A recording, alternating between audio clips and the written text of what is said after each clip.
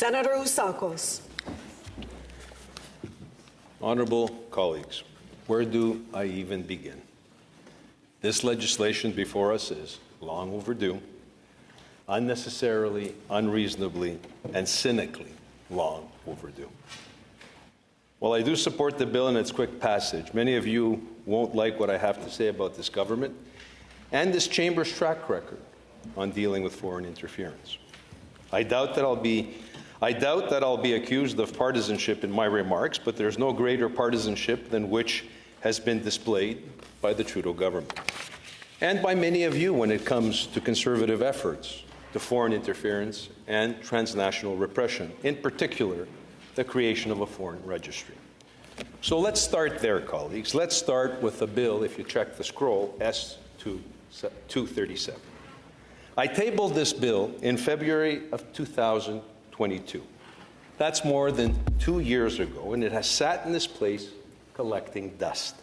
With one exception, none of you found foreign interference to be interesting enough or pressing enough to stand in this place and utter one word about it in relation to this bill. Good, positive, neutral, amend it, take it, run with it. Didn't hear Senator Wu, who espoused earlier about his great concern about foreign interference, getting up to speak about S-237. And could that be because many of you received calls from the PMO or from the Minister of National Security telling you not to? Probably not, but I know one thing is for sure. None of you received any calls from the government or calls from the leader of the government asking you to deal with the bill because it was such of importance to national security and that foreign interference wouldn't be tolerated. So there's two possibilities why there was no interest. There was no interest on that bill because the government just thought there was no problem with foreign interference and carry on. Or, of course, maybe there were partisan considerations that they didn't want to debate a serious issue that was put forward by the official opposition. Whatever it was, colleagues, your silence and the silence of the government on this bill speaks volumes. The only one who showed true independence on this issue and chose to speak from a principled position and true concern over foreign interference and transnational repression was the Honourable David Adam Richards. And I thank him for it. With that said, I would be remiss if I didn't also acknowledge that this bill was resurrected from a private member's bill tabled during the previous Parliament by a former Conservative MP, MP Kenny Chiu. And if all the credit really must go to him, even if the government right now refuses to acknowledge that. Kenny himself became a victim of foreign interference that he was trying to expose and to fight. During the subsequent election, after he tabled this bill, Mr. Chiu was the target of an aggressive campaign of disinformation spearheaded by the communist regime in Beijing and propagated by those acting on their behalf right here on Canadian soil. That's right. This campaign was largely conducted through Beijing-controlled social media apps, Beijing-infiltrated Chinese language media right here in places like British Columbia. This information was used to create fear amongst Chinese Canadians by invoking a very dark chapter in Canadian history. This information, which Mr. Chiu's Liberal opponent and now MP Parm Bains was all too happy to engage. In the dying days of the 2021 election, Mr. Bains, a former Liberal staffer, was quoted by a media platform believed to have close ties with the communist regime in China as saying that he believed Chiu's bill to be a discriminatory policy. The same day, the magazine publicly endorsed Mr. Bains, urging readers in the largely Chinese-Canadian riding to vote for him and for Prime Minister Justin Trudeau.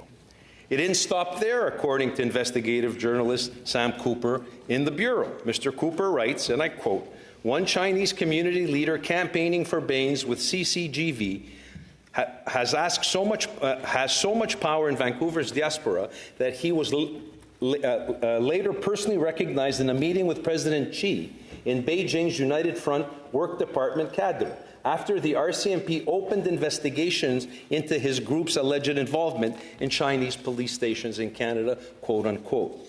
Mr. Cooper's piece also reports that Mr. Bains was seen in a video echoing Beijing's allegations of racism, xenophobia against Mr. Chiu and Conservative leader Erin O'Toole. Does that sound familiar, colleagues?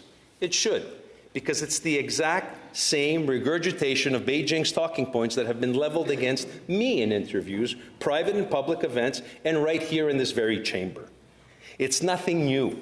Beijing talking points were also repeated here in this chamber when we were scolded and told that Canada had no place to speak on the genocide being carried out against Uyghurs because of our own history in residential schools. If you're noticing a pattern, it's because there is one. We have so many human rights advocates in this chamber and so many who are concerned about the rise of Islamophobia, but collectively not concerned enough about the Muslims being eradicated by Beijing to condemn it as genocide. How many of you met with Uyghurs here in Canada in recent years, colleagues? How many listened to their heart-wrenching stories about their loved ones being rounded up and forced in detention camps back in Xinjiang region? How many of you have heard their stories about the phone calls they receive right here in Canada from authorities in the PRC or people here in Canada acting on behalf of the PRC, telling them their mother is dead and their brothers are all dead, and threatening them to stop talking about the genocide or more of their family members will die? We heard testimony, colleagues, right here in a Senate committee. This is the kind of transnational repression, the threats and intimidations happening right here in Canadian soil that my bill and Mr. Chu's bill were designed to combat. This legislation wasn't racist.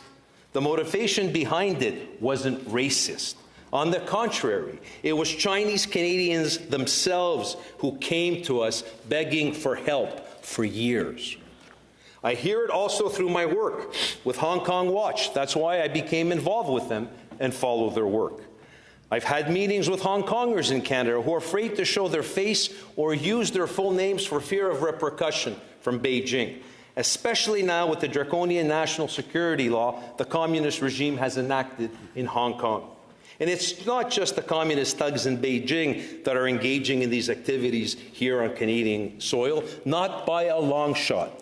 I've also met with Iranian Canadians who share similar stories of feelings threatened here in Canada by representatives of a malign regime in Iran, including members of the IRGC. We also have Cuban Canadians who fear for their safety of their loved ones in Cuba every time they speak out for freedom here in Canada. And we see the handiwork of Putin's attempts at disruption, especially through social media accounts and funding protests like the ones we're seeing now on our university campuses from coast to coast to coast. Speaking of Putin and Cuba, how must it make Cuban Canadians feel to see Canada send one of our own naval vessels to dock alongside a Russian warship as a sign of our long-standing bilateral relations with the communist regime there? There's the latest lunacy from this government who claim to be fighting authoritarianism and taking seriously the threat of foreign interference. But over the weekend, we learned that a Canadian warship had been sent to anchor nowhere else but in Cuba alongside a Russian warship as a token of friendship with the communist regime of Cuba. Wonderful. And what's worse is that when our foreign affairs minister was asked about this during a TV interview, she replied this weekend it was news to her. Yeah. News to her, colleagues. Doesn't this sound like something our foreign affairs minister ought to know, especially if it was a well-planned decision, as it has since been described by Minister Blair? Then again, this is the same minister who also supposedly didn't know that her staff attended a garden party at the Russian embassy shortly after Russia's invasion of Ukraine. This is the same department, Global Affairs, that we now know, thanks Ensicop's confirmation of a Globe and Mail story, had been warned numerous times about the suspect action of a Chinese diplomat right here in Canada. We had to learn that from Globe and Mail. They claimed that CSIS didn't have a proper understanding what regular diplomacy looks like. I would argue that these officials and this Trudeau government don't have a proper understanding of what foreign interference looks like. It's something that's highlighted in the Ensicop report, colleagues. Don't take my word for it. The lack of common intervention threshold. We talked about it at our National Defense Committee right in this chamber. While other nations and other Five Eyes have legislation in place, have empowered their national security forces to take action, we're still debating what the definition of foreign interference is in Canada. That's where we are in 2024. And at any rate, this is the same diplomat who was ultimately expelled from Canada, but only after someone at CSIS anonymously blew the whistle. And that's only when Global Affairs Canada took action. And yet the same minister, Ms. Joly, had the unmitigated gall to go on television this past weekend and tell Vashi Capellos that Canada is the most forward-leaning of G7 countries in combating foreign interference. Colleagues, I fell off my chair when I heard that. Forward-leaning. Canada has become a laughingstock amongst the Five Eyes when it comes to foreign interference. They are not only ahead of us in the implementation of measures, including in this legislation pertaining to intelligence sharing, but also in establishing a foreign agent registry. We're the last to come to the party. And Ms. Joly thinks we're the most forward-leaning because we're having a public inquiry right now on foreign interference. An inquiry which our government was dragged into kicking and screaming. We have the Hogue inquiry in spite of Justin Trudeau's best efforts not to call one. And this minister wants to point to that as a measure of the government's success. Like everything else with this government, they say all the right things and then do all the opposite. And then act like something's being done to them, not by them. The Trudeau government has been, at best, one abysmal failure after another every time they've been faced with the threat of foreign interference, especially in our elections. And in some cases, wittingly turned a blind eye because of foreign interference was politically beneficial to them. Not only were CSIS warnings ignored by Mélanie Joly and Global Affairs, but also by the Prime Minister. The Prime Minister's office and senior officials within the Liberal Party and Liberal campaign team, they turned a blind eye, did nothing to guard against meddling in our democratic institutions, and when the truth started coming out, they lied about having any knowledge of it and instead focused on finding out who leaked the information, because we want to get the leakers. That's the real problem, the people telling the truth. When reports first surfaced that CSIS had briefed Justin Trudeau about Beijing's interference in the previous 2 federal elections, he returned to one of his favorite phrases. He claimed that the story in the Globe and Mail was false. He denied repeatedly, including in the House of Commons chamber, knowing anything or even having been briefed by CSIS. It was also news to him. He denied repeatedly. In March of 2023, when he was asked point blank in a television interview, and I quote the question, "Did you know that there was interference in those elections, not prior to, but during that campaign? Were you made aware that there was interference?" End of quote. The Prime Minister's response to a very simple question. We put together a panel so that the question could be looked at. You put together a panel to do what? To tell us what's in his head? He's the Prime Minister. When it comes to national security, the buck stops with him. In April of that year, at the public inquiry, the Prime Minister was shamed into finally telling the truth by the Commissioner. It was revealed that the Prime Minister's office was briefed by CSIS on foreign interference at least 34 times between June 2018 and December 2022, and that the Prime Minister himself was personally briefed at least 3 occasions during that time. That's the public inquiry. I'm not making this up. These are the facts, Senator Gold. CSIS drew his attention to foreign meddling in 2018 and 2019 elections and offered recommendations to guard against it in future elections. Since then, we've had 2 bills go through the House. There's a bill collecting dust here, and we needed a public inquiry to get the Prime Minister to come clean. Our Prime Minister ignored all the recommendations. He did nothing with the thin information that he was provided through those briefings. Further, he went on to lie about those briefings. He lied to the Canadian people and he lied to Parliament. Mr. Trudeau tried to claim that the information didn't reach him. During his testimony at the Hogue inquiry, he claimed that he doesn't really do much reading. Shocking. And the only way to ensure he's aware of something is to tell him verbally. Yet during a previous appearance at a House of Commons committee, the Prime Minister's Chief of Staff, Katie Telford, testified that Mr. Trudeau reads every document that he's given. Sounds like he's not given. Talk about the left hand not knowing what the right hand is doing. His own hands. Whichever it is, those were 34 missed opportunities to do something about foreign interference, and Justin Trudeau chose instead to ignore them.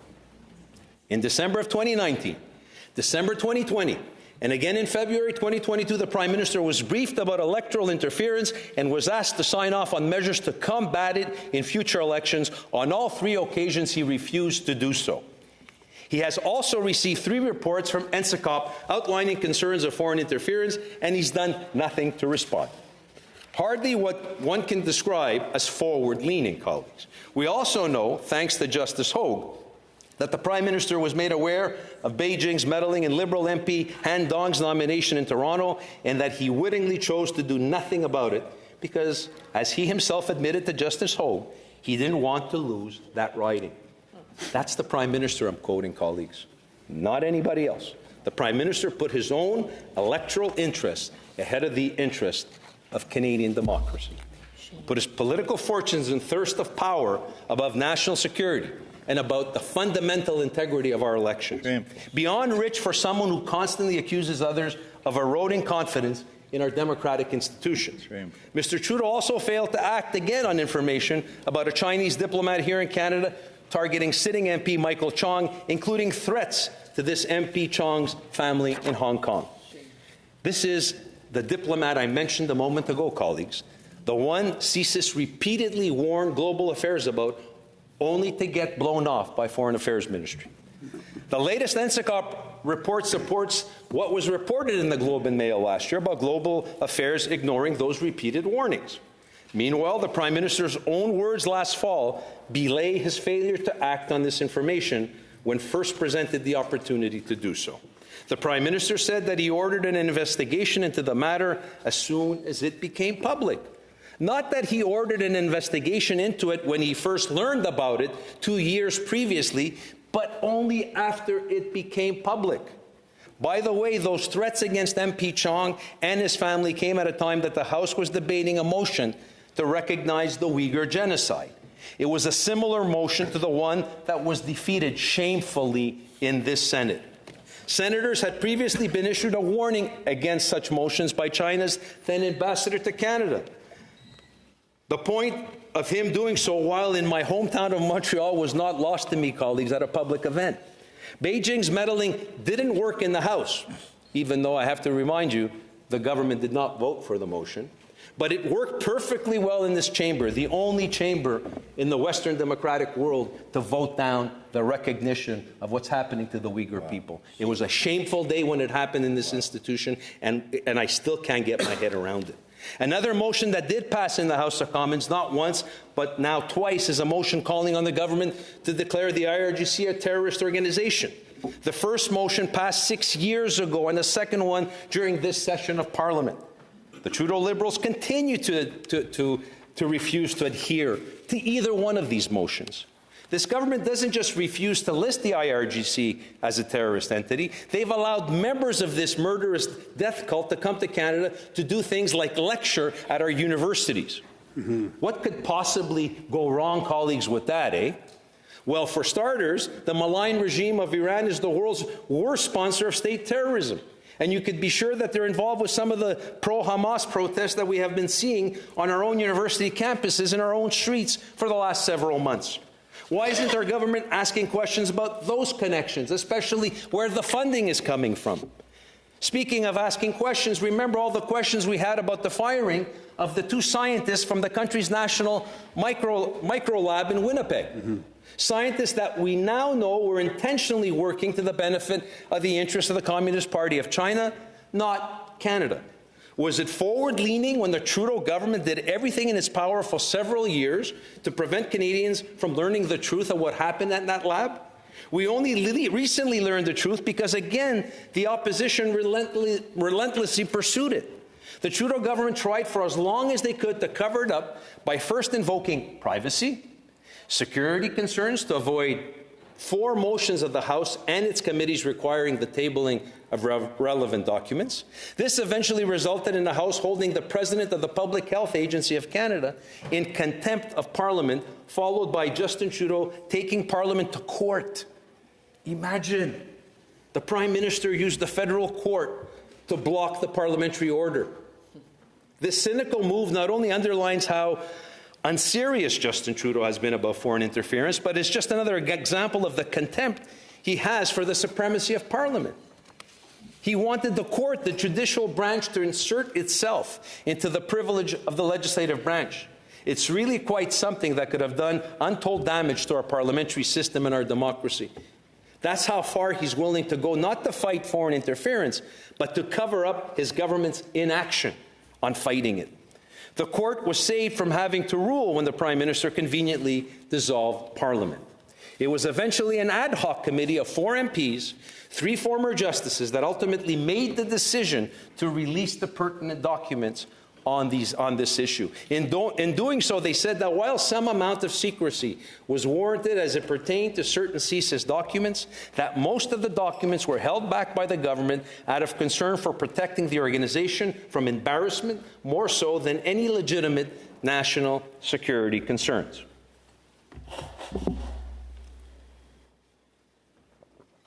The Trudeau government is using the same play, even now with the Hogue inquiry on foreign interference.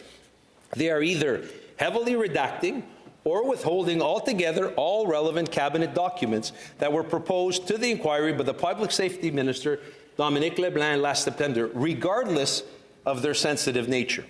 Again, saying the right thing 1 minute, but then doing the very opposite. I remind everyone here that the Prime Minister can and should waive cabinet confidentiality as he promised he would. He has the power and he has the authority to do so, just as he does with the NSICOP report. Justin Trudeau is the only one who can release unredacted report or parts of it, including the names of any parliamentarians believed to have wittingly or unwittingly been implicated in foreign interference. Canadians deserve to know, Parliament deserves to know, regardless of their political stripes. Instead, we have the 4th and 5th place party leaders making public statements that do nothing more, colleagues, than muddy the waters of what is or isn't in the report. And between Elizabeth May and Jagmeet Singh, Canadians can't make heads or tails of it. By the way, colleagues, 2 things we've heard during our committee study on C-70 that must be on the record here. And they are, 1, claims that the allegations against parliamentarians can't be discussed because they are under RCMP investigation is bogus. 2, there likely aren't mechanisms in the criminal code to investigate these allegations because what's being described doesn't likely give rise to the very high bar of treason. This testimony made it all the more clear that these allegations will have to be dealt with some other measures, such as publicly naming and implicating parliamentarians. Parliamentarians are politicians, and there's political accountability in Parliament. This is where we get to the bottom of political accountability. But again, the Trudeau government says one thing and does the opposite. After initially appearing to agree to send the NSICOP report to Justice Hogue to investigate the allegations against parliamentarians publicly named, MPs and senators, that she believes are implicated, Minister LeBlanc balked. During the Senate committee appearance, when he asked a pointed question, I think by Senator Carignan, if the relevant documents would be turned over. He just balked. He did not give a clear answer. Meanwhile, over the weekend, Foreign Affairs Minister decided to add some mud of her own. She doesn't know that we have a warship docked alongside the Russians in Cuba, but she had no problems confidently telling Vashi Kapelos that there are no Liberal caucus members implicated in the report. Odd, because the Prime Minister was asked at a G7 this weekend if any Liberals were on the list. He refused to answer one way or another. So either the Foreign Affairs Minister, as usual, is confused, and the Prime Minister is back to not reading his briefing notes, or they're not being honest. I'm going to give them the benefit of the doubt, of course. What the Prime Minister did say to Canadians and the media at the G7, though, was to call into question the work of NSICOP. The Prime Minister echoed the words of the Public Safety Minister, Dominic LeBlanc, saying that he disagrees with NSICOP's interpretation of foreign interference, and that he made clear to them the problems he has with their work. NSICOP, that we all talk about, we're so confident in. He certainly isn't. Why isn't it with this guy that he's always the ultimate authority on everything and resorts to denigrating and dissing the work of anyone who disagrees with him, even if they're his own hand-picked experts? A reminder of what Mr. Trudeau said about his committee of parliamentarians in March of 2023. NSICOP is well placed to look at foreign interference attempts that occurred in the 43rd, 44th federal general election, including potential effects on Canada's democracy and institution, end of quote. Wow. Hey, pretty. One thing today, another thing tomorrow. And a reminder of what his Senate leader, our very own Senator Gold, said less than 2 weeks ago about NSICOP and his latest report. He highlighted the value of the work of that committee does and said that his government thanks them for their work. Well, send a memo to Prime Minister Trudeau, Senator Gold, because you guys are not on the same page. Not at all. Mr. Trudeau will also call into question the work of Judge Hogue inquiry when it concludes. But you know whose work he didn't question? That of his special rapporteur. Family friend and, yes, former Governor General David Johnston. How many things did he get wrong? The fact that Mr. Harper wasn't dissuaded from appointing such a close Trudeau family friend shows his lack of partisanship in such matters. But too bad that Mr. Trudeau and Mr. Johnson don't have the same lack of partisanship. At any rate, Minister Joly and Prime Minister Trudeau like to cite the Special Rapporteur as another example of how Canada is the most forward-leaning G7 country in combating foreign interference. Remember, appointing the Special Rapporteur was the initial response by the Trudeau government to Conservative calls for a public inquiry, for a foreign registry. The Special Rapporteur was going to solve all problems. It was never about accountability or taking foreign interference seriously, colleagues. It was about ragging the puck. It was about delays. The Special Rapporteur didn't even talk to Liberal MP Han Dong, who was at the center of the electoral interference allegations. On June 6, 2023, the rapporteur admitted before a House committee that he didn't even have access to the intelligence CSIS provided in a briefing to former Conservative leader Aaron O'Toole. The rapporteur said, and I quote, "The evidence that we have before us was what was available to us at the time," end of quote. Later that same day, he said in a CBC interview with David Cochrane, and I quote, this is the famous rapporteur, "The amount of information available was an ocean, and we saw a very large lake." And yet the rapporteur exclaimed, after all that, "Nothing to see here, folks. Carry on. Canada's a picture of national security." My colleague, Senator Plett, asked Senator Gold in question period the day after that CBC interview who chose the CSIS information that was given to the rapporteur and that was based on his report. No answer was given, but we all know the answer, Senator Plett. We know where the information came from. What an unmitigated disaster and waste of time, of taxpayers' money, and what a sham, and Canadians deserve better. The bottom line is Justin Trudeau is the one person holding the power to come clean with Canadians about foreign interference, whether it be in our elections, in our parliament, or through security information that he's gathered, the various institutions that we know are so porous and are being infiltrated by regimes that do not respect democracy and freedom and the rule of law and human rights. He talks about the importance of Canadians having confidence in our ability to defend our democratic institutions. He uses that as an excuse not to disclose the names of parliamentarians implicated in the NSICOP report. In fact, his lack of transparency and lack of forthrightness is having the opposite effect, colleagues. By leaving a cloud of suspicion hanging over the head of every parliamentarian, how can Canadians have any faith in us or in our institutions? I understand the consequences that must be considered when disclosing these names.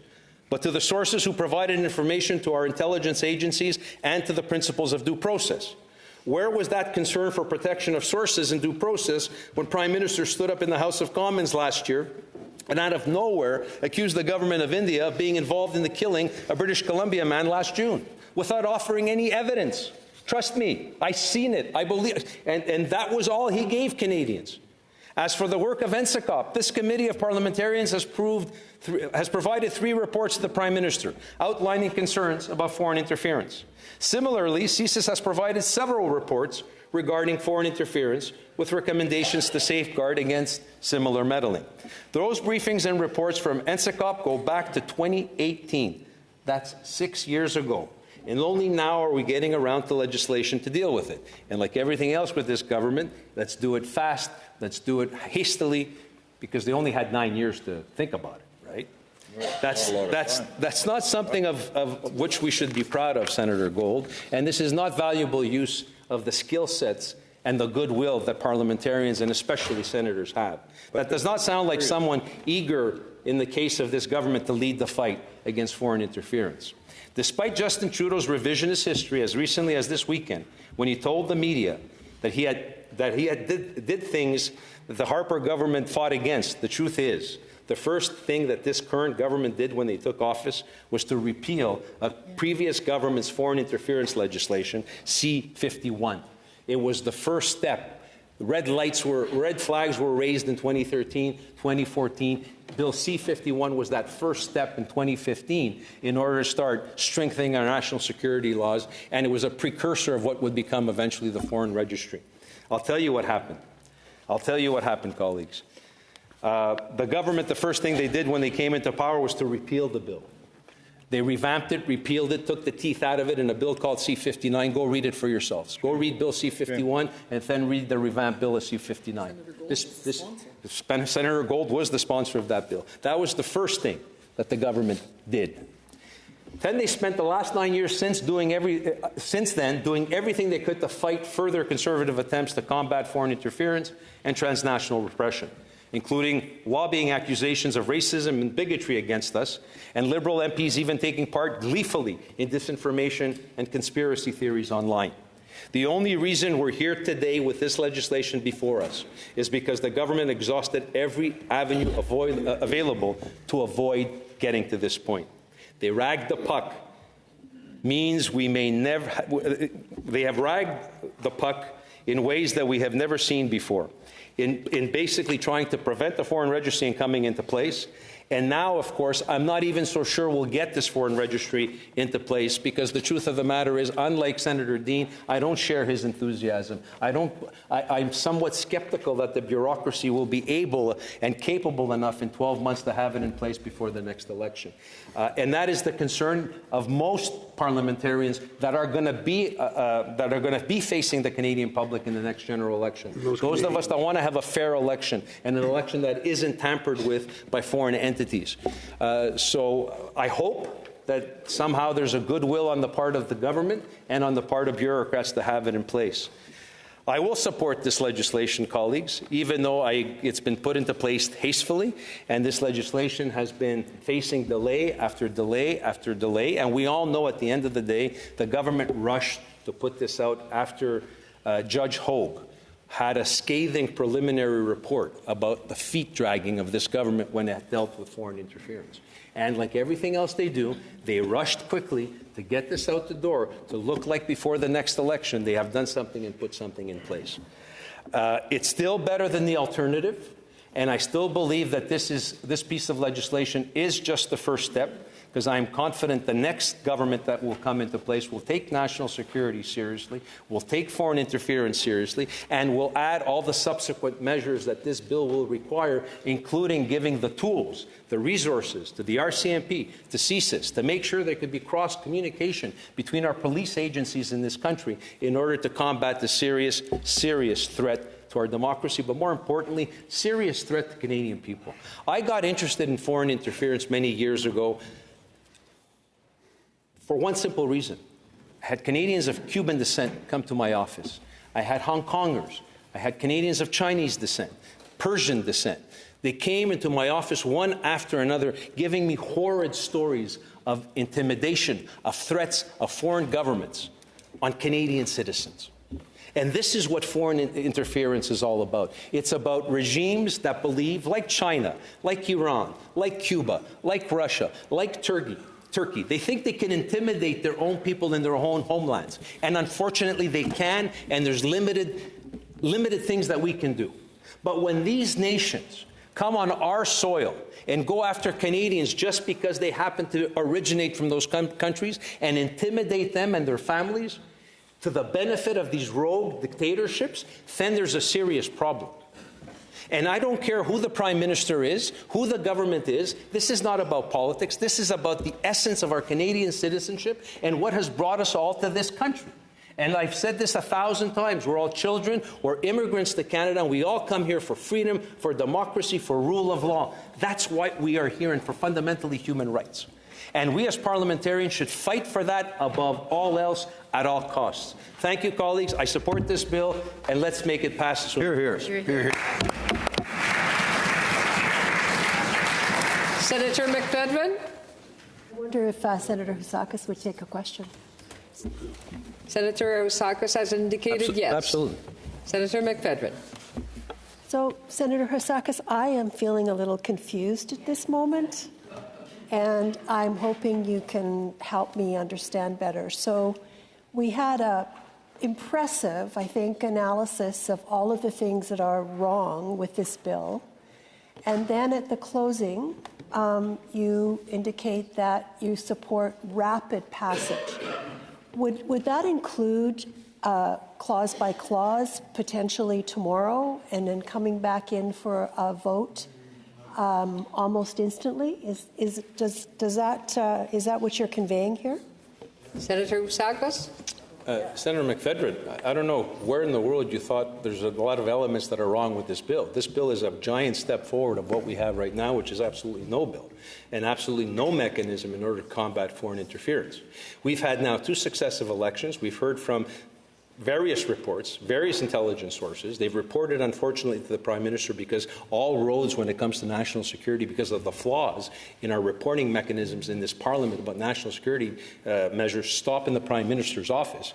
We're on the verge of going into an election in 12 months from now, and we need to, in the most credible way, give Elections Canada, the RCMP, CSIS, and all the agencies some tools. And this bill, above all else, it's a deterrence, because finally we're also amending the criminal code to know foreign actors that if you come to Canada, and let's face it, we know what foreign interference is, we all do. If you come to Canada and you try to engage and try to interfere in our democracy and our institutions, there's a price to pay. Are there elements of the bill I'd like to see strengthened? Yes, and in due course, in due time, we will. Would I preferred that this bill had been debated 2 years ago when I tabled my bill? If you see Bill S-237, it's very similar to this bill. Very few exceptions. There's elements of my bill that were stronger than this. There's elements that are weaker than this. So would I have preferred the government to show interest 2 years and 4 months ago and jumped on the bill and amended it and debated it and strengthened it to everybody's satisfaction in this place so we're not rushed at 5 minutes to midnight before we adjourn to pass it? Absolutely I do.